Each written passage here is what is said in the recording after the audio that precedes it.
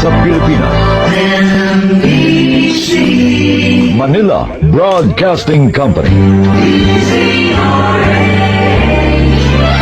DZRH, member, kapisanan ng mga broadcaster ng Pilipinas.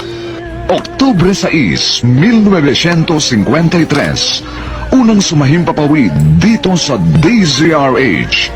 Naggamit na ng di mabilang na gawad karangalan. At ng Oktubre taong 2002, ipinagkaloob naman ng kapisanan ng mga broadcaster ng Pilipinas ang Lifetime Achievement Award kay Tia Deli. At ngayon, nasa ika-51 taon na ng pagsasahimpapawid, buong karangalan at pagmamalaking inihahandog ng Manila Broadcasting Company ang kasaysayan sa mga liham kay Tia Deli.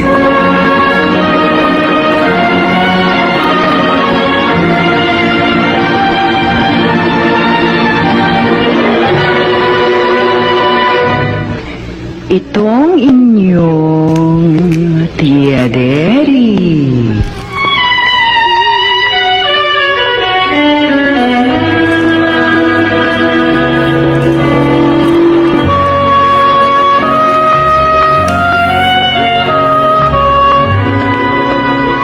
Kumusta, mga ginigiliw kong tagapakinig?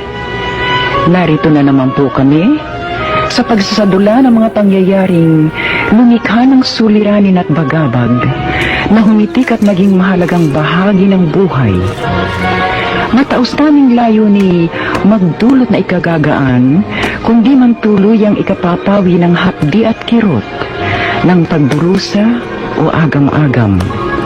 Sa huli, ako pong mag-uukol ng maikling panukala o kuro-kuro na sana'y makasiya sa may-ari ng salaysay, makaaliw sa marami, at kapulutan ng aral ng ibang ang isip ay hinilam ng nanghinang kalooban at nagkulang ng tiwala sa sariling kakayahang bathi ng pagsubok ng kapalaran.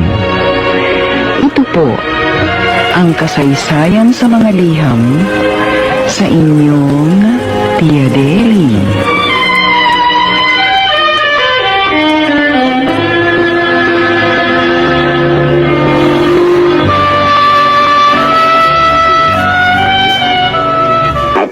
Umaga, isang tawag sa telepono ang natanggap ni Dario.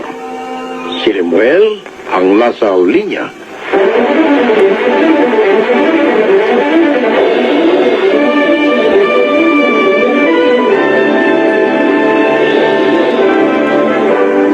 At ngayon mga kaibigan, sa pagpapatuloy ng madulang kasaysayang pinamagatang Tinimbangan ng Pag-ibig, dito pa rin sa Ito ang Palad Ko.